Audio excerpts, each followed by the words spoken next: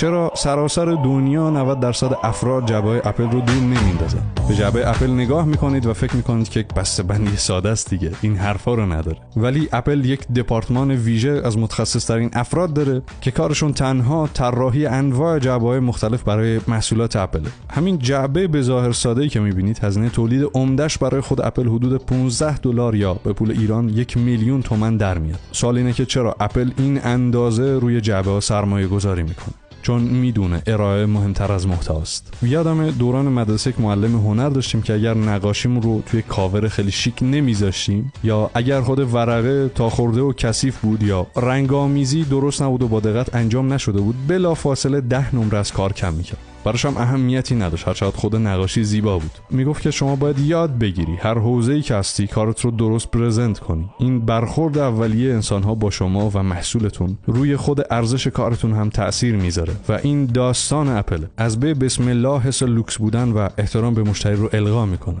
به جز کیفیت بالای ساخت بدنه و طراحی بصری زیبا، اپل از یک تکنیک طراحی استفاده میکنه به اسم خلأ هوا. وقتی شما جعبه رو باز میکنی ساده و بلافاصله باز نمیشه که حس ارزان بودن نده و یک حس تعلیق و انتظار داشته باشه، ولی اونقدر هم آروم باز نمیشه که دیگه روی اعصاب و اذیت کننده باشه.